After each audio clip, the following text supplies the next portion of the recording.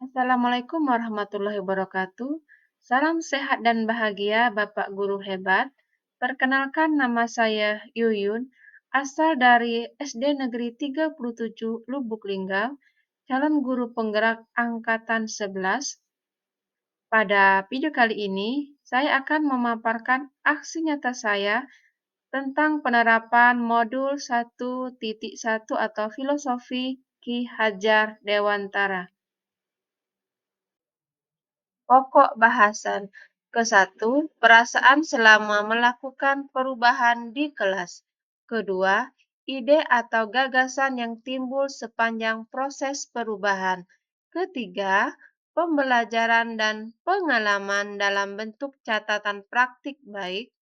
Keempat, foto bercerita dari seluruh rangkaian pelaksanaan, baik itu perencanaan, penerapan, dan refleksi aksi Anda. Kelima, testimoni dari rekan guru dan murid yang terlibat dalam proses perubahan yang Anda lakukan. Pemikiran-pemikiran Ki Hajar Dewantara. Menurut Ki Hajar Dewantara, tujuan pendidikan yaitu menuntut segala kodrat yang ada pada anak agar mereka mencapai keselamatan dan kebahagiaan yang setinggi-tingginya, baik sebagai seorang manusia maupun warga masyarakat. Pemikiran Ki Hajar Dewantara yang pertama atau yang ke-1 berpihak pada murid, kedua menuntun, ketiga kodrat alam dan kodrat zaman, keempat anak bukan tabula rasa, kelima pendidikan ibarat petani, keenam pendidikan ibarat taman bermain, ketujuh budi pekerti. Pokok bahasan. Pokok bahasan yang pertama, perasaan selama melakukan perubahan di kelas. Saya menyadari bahwa mendidik tidak hanya sekedar mentransfer ilmu, melainkan menuntut murid sesuai dengan kodrat alam dan kodrat zaman. Saya pun paham mengenai konsep pendidikan harus berhamba pada murid, dalam artian pembelajaran yang berorientasi pada murid. Saya merasa tergerak untuk melakukan perbaikan pengajaran. Selama melakukan perbaikan, pembelajaran lebih menyenangkan, murid terlihat antusias karena proses pembelajaran yang dilaksanakan sesuai dengan kebutuhan murid. Kemudian, untuk memperbaiki praktik pembelajaran sebelumnya, saya mempelajari dan menjadikan pemikiran Ki Hajar Dewantara pada modul titik 1 sebagai acuan dalam melakukan perubahan praktik pembelajaran, kemudian berkolaborasi dengan sesama guru. Pokok pembahasan kedua, ide atau gagasan yang timbul sepanjang proses perubahan. Ke-1, merancang dan melakukan pembelajaran yang berpihak pada murid serta sesuai dengan kodrat alam dan kodrat zaman. Kedua, menghadirkan pembelajaran yang interaktif, kolaboratif, mandiri, dan menyenangkan. Ketiga, meningkatkan pembiasaan pendidikan karakter dan budi pekerti yang berkelanjutan. Pokok pembahasan yang ketiga, pembelajaran dan pengalaman dalam bentuk catatan praktik baik. Di sini, catatan praktik baik yang saya lakukan. Yang pertama, saya menggunakan model problem-based learning untuk kegiatan pembelajaran. Yang kedua, saya menggunakan media konkret atau benda nyata dan kartu kuartet sebagai alat dukung dalam kegiatan pembelajaran. Dan yang terakhir atau yang ketiga, saya menggunakan metode diskusi, ceramah, tanya jawab, dan penugasan ketika saya melakukan pembelajaran di kelas. Pokok pembahasan yang keempat yaitu foto bercerita dari seluruh rangkaian pelaksanaan, baik itu perencanaan, penerapan, dan refleksi aksi Anda. Di sini, tahap yang pertama, merencanakan pembelajaran. Yang saya lakukan yang pertama, berdiskusi dengan rekan sejawat atau guru senior atau guru-guru yang ada di sekolah. Yang kedua, saya mempersiapkan perangkat pembelajaran, baik itu laptop, proyektor, infocus, maupun speaker atau pengeras suara. Kegiatan selanjutnya yaitu pelaksanaan kegiatan pembelajaran. Kegiatan satu yaitu berdoa, apersepsi atau mengaitkan materi sebelumnya, memotivasi siswa, serta menyanyikan lagu-lagu nasional. Kegiatan kedua, menyampaikan langkah-langkah atau tujuan pembelajaran yang akan dilaksanakan pada kegiatan tersebut. Yang ketiga, saya membagikan kartu kuartet kepada murid untuk dipelajari. Kartu kuartet ini merupakan kumpulan cerita dongeng yang ada pada kartu kuartet. Dan yang keempat, saya memberikan penjelasan tentang lembar kerja peserta didik.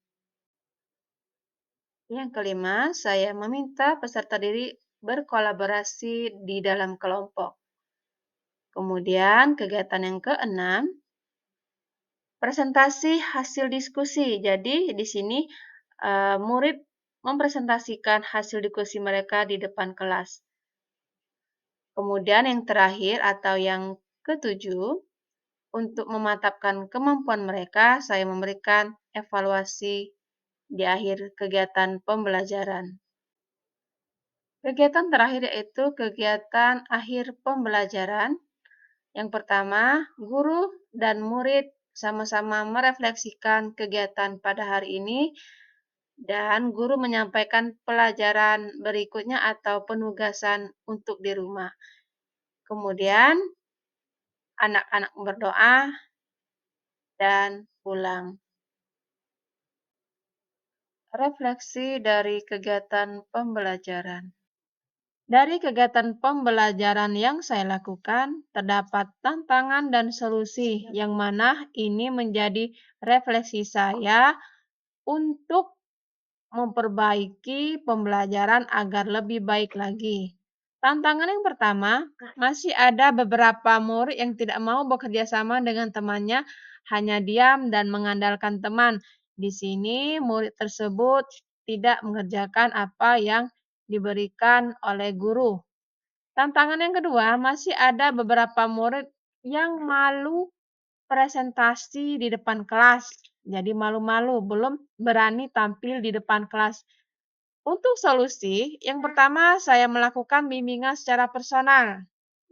Yang kedua, melatih mereka untuk bicara di depan kelas dengan membiasakan melakukan kegiatan serupa agar terbiasa presentasi atau tampil di depan kelas.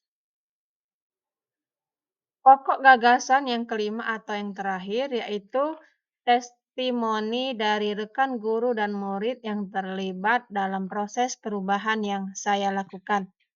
Nah, di sini saya meminta tanggapan dari teman saya tentang aksi nyata yang saya lakukan sebagai calon guru penggerak, yaitu dari Ibu Silpai Aulia Rizka, Magister Pendidikan, merupakan rekan kerja saya. Dia mengajar di kelas 5 SD Negeri 37 Lubuk Linggau. Menurut beliau, pembelajaran di kelas yang saya lakukan yaitu menggunakan model problem-based learning, yaitu siswa bekerja sama secara berkelompok dan berkolaborasi memecahkan masalah serta memperoleh pengetahuan secara mandiri, serta memuat prinsip-prinsip Ki Hajar Dewantara di dalam pembelajarannya, yaitu aktif, kolaboratif, dan mandiri telah memberikan dampak yang positif bagi peserta didik. Ini menurut teman saya dari Ibu Silvai Aulia Rizka. Kemudian tanggapan rekan sejawat yang lain, yaitu dari Ibu Misnawati, Sarjana Pendidikan, yang merupakan guru kelas 6 di SD Negeri 37 Lubuk Linggau. Menurut Bu Misnawati, pembelajaran di kelas yang dilakukan oleh Ibu Yuyun merupakan pembelajaran interaktif yang mana Ibu Yuyun sudah melakukan kegiatan pembelajaran menggunakan media yang menarik, yaitu kartu main mata yang sangat bagus untuk menarik dan memotivasi peserta didik selama proses pembelajaran. Kemudian siswa juga antusias berdiskusi dan berani presentasi di depan kelas merupakan nilai yang plus buat murid dalam pembelajaran. Testimoni selanjutnya dari murid saya sendiri yang bernama Akila Kanza Asafa, dipanggil Kila, siswa kelas 3 SD Negeri 37 Lubuk Linggau. Menurut Akila, saya sangat senang belajar sama Umi Yuyun karena kami belajar secara kelompok, kemudian ada kartu bergambar atau kartu kuartet, jadi kami senang membaca dan mencari jawaban yang kami belum ketahui. Kami juga diberikan kesempatan untuk tampil di depan kelas, membaca hasil diskusi kami, dan kami mendapat bintang dari Umi Yuyun. Makasih Umi Yuyun.